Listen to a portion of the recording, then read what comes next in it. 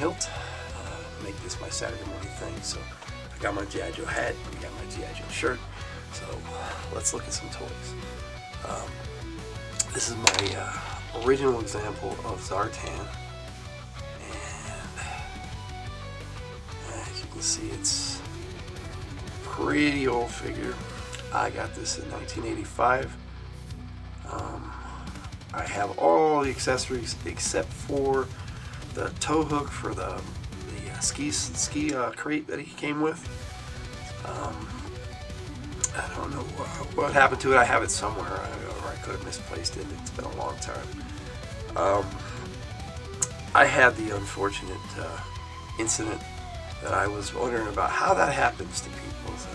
It happened to me where I went to put the Zartan on a peg and his ankle broke off. I was like, oh well, I guess it finally happened to me. So welcome to my club, I guess. I'm with the club. Zartan is one of the coolest Cobra characters. He's been around since the beginning, almost.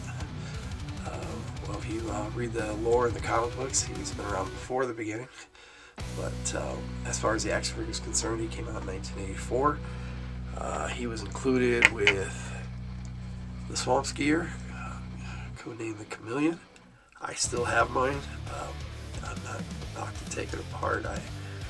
After the ankle incident, I don't want to risk that.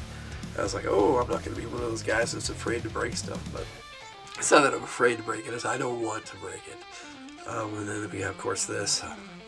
Now, when the modern figures came out, you can't talk about Zartan without talking a little bit about the Dreadnought. So you've got Buzzer. Now, I have all of these Dreadnoughts. I have a lot of the Dreadnoughts as classic vintage examples, but I didn't want to bust them out today, but because I have the carded examples of Buzzer, and then now this is Ripper, and my favorite Dreadnought, Torch. I like a lot of the Dreadnoughts. One of the coolest one I'm going to give a mention to is Storm Rider, and the other one I'll mention is Road Pig. I really like those Dreadnoughts. Now, when Zartan came out in the 25th anniversary, he came with this little miniature chameleon, and I always found this thing to be just ridiculous. I mean, look at this thing. It is, in comparison, there is no comparison. I mean, what, really? So I finally found a use for this crate. Here we go. He can carry the Zartan's mini chameleon. So that pretty much takes us to the classified figure. I did want to take this out and look at the box art. Can't really see the little glare, but that Dreadnought's background, I guess we could pull it out and take a better look at it, is very cool. I mean, what they're doing with some of the classified stuff is really, really good. Some of it, not so much, but for the most part, I've really liked it. Now, they have that same logo on the top here, and yes, he's number 23 in the series. I like the side art, which I get the glare out of that. Good look. And then the front. I mean, now they made Zartan look extremely sinister on this box art, and I don't have a problem with that. I think Zartan can be sinister. If you read the comics, though, there's so much more to his character. But this classified figure, I know this is just the regular release, and that they have They have the Master of Disguise version, which actually changes color, and when you cool it down, opposite of what this one does. I mean, when you put him in the sunlight, he changes color. I'm not going to take him outside to risk that, but this guy here, though, and then they have the retro one that's an exclusive. But this regular release Zartan, to me, matches up more with the original. And I don't know if that's focusing or not. It matches up better with the original than the newer ones. There's no silver on the original Zartan or blue or whatever those other ones are doing, but they still look great. But this one, this guy came with some of the weirdest stuff, a little snake head and some kind of animal claw, not really sure. He came with this really good knife at the back.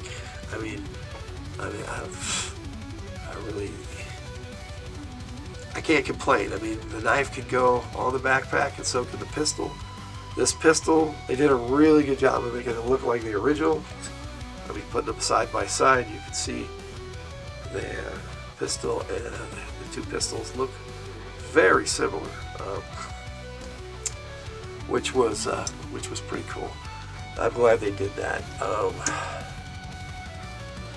Zartan as a character, though, he was there. It was supposed to just be the Master of Disguise, but he turned out being the leader of the Dreadnoks, which I always thought was great.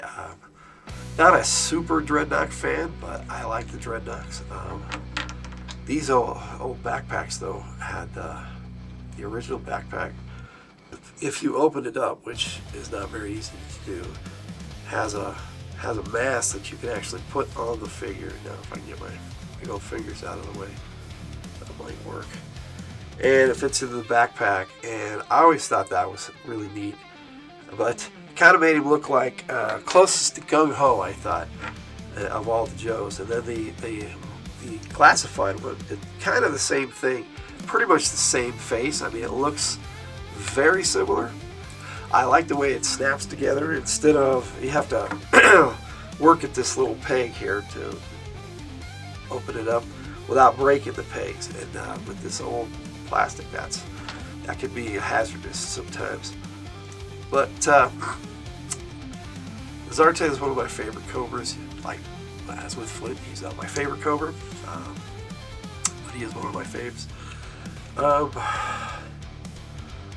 What was interesting about the classified one was, though, it also came with this cowl that could come off, and wow, okay, bald head, but that's kind of cool because he was bald in the Rise of Cobra movie. I love this round scarf here. It just adds a nice little touch to Zartan. Had the chest pad, had the knee pads, and then these silver pad, these black pads for him on here.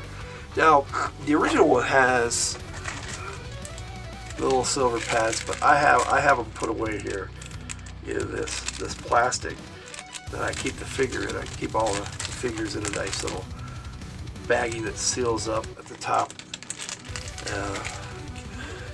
We all have our different methods of keeping our figures protected, and that's kind of how I do it. As far as Zartan is concerned, though, he had a lot of appearances in the comics, and he had a lot of appearances in the cartoon.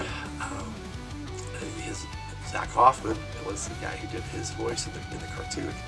Did a fantastic job with the accent and doing all sorts of voices. It seemed like they had a lot of fun whenever Zartan would show up, either with scripting or with storylines.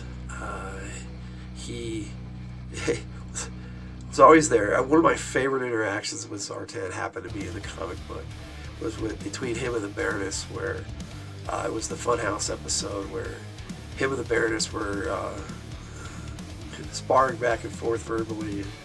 He ended it with "Watch your tongue while you still have it." I thought that was great. I maybe do a whole video on the Dreadnoks themselves. So somebody made a comment to me, not on the YouTube, but verbally, that maybe I should have mentioned Lady J when I was talking about Flynn. I'm like, well, maybe I should have, but I thought maybe that was Flynn's video. Like, this is Zartan's video, so I'm not going to go into Xandor and Zarona and all that and all the rest of them. But you can't really have a Zartan video without mentioning the Dreadnoks. Where he places in the Cobra hierarchy is it's hard to fathom. It's hard to fathom the Cobra hierarchy. Yeah, that we have Cobra Commander and Serpentor somewhere at the top, and depending on who's writing it, as to who's really in charge. I prefer the Hamaverse where it's Cobra Commander, but Serpentor was definitely better in the comics than he was the cartoon, even though I wonder if Larry Hama even wanted Serpentor in there. I'm not really sure. Sometimes it seems to me like he got rid of it as quick as possible.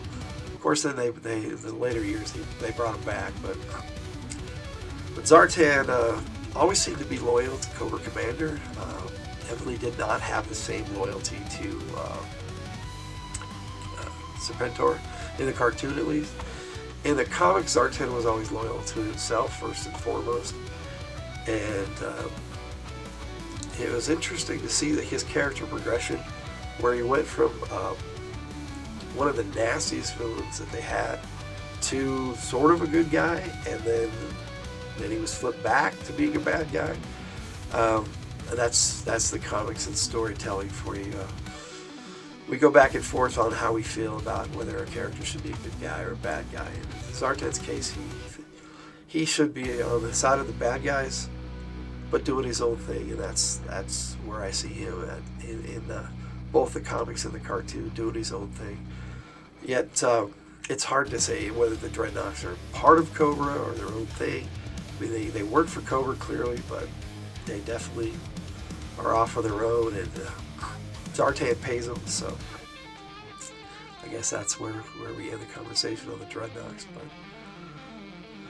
Zartan, to me, was a lot of fun, and I'm glad that they included him in both the cartoon and the comic book. And it brings back fond memories. He's one of the first figures I got. He was the first Cobra vehicle I had. Not that it was really much of a Cobra vehicle, but when I was 15, that was great.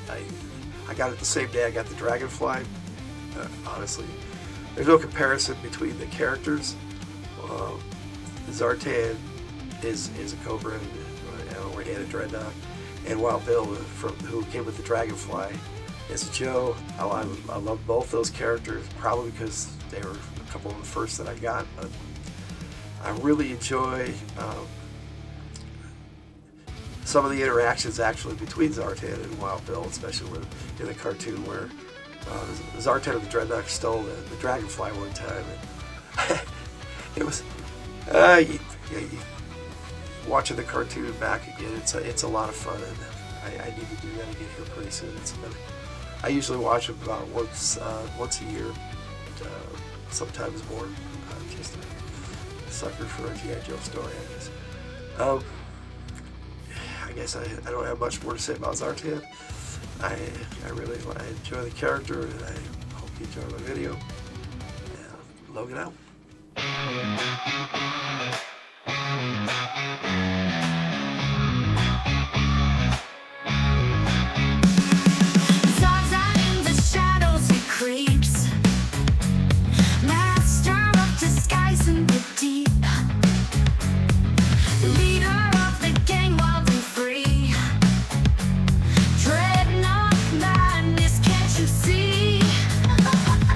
Faces change with the night.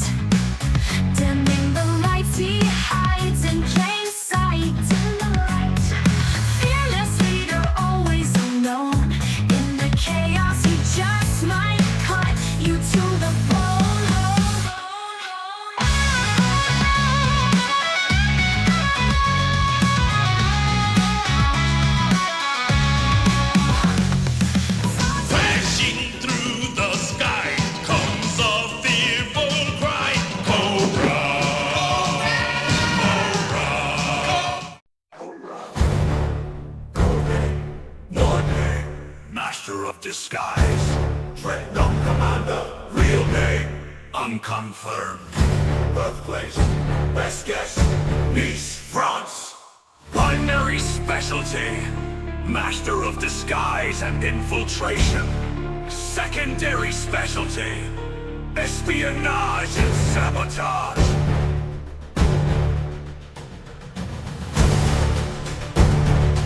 Zartan can alter his skin color at will to blend in with his environment. He is also a master of makeup and disguise, a ventriloquist, a linguist, an acrobatic contortionist, and a practitioner of several mystic martial arts. Very little is known of his background and origins, but most security agencies agree that he must have had European military academy training, probably St. Sir.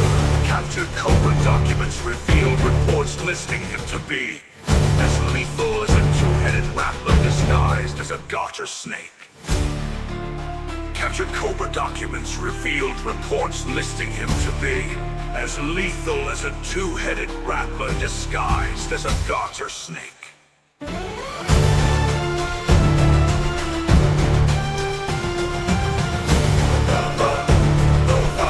Submitted by Psychout. Extreme paranoid dissociative identity disorder.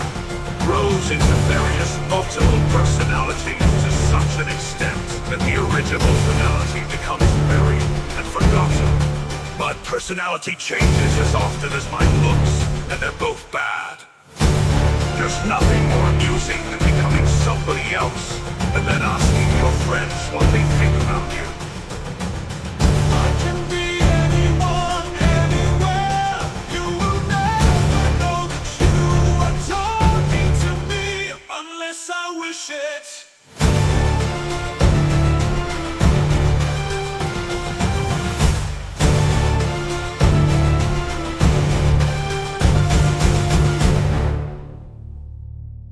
Primary specialty.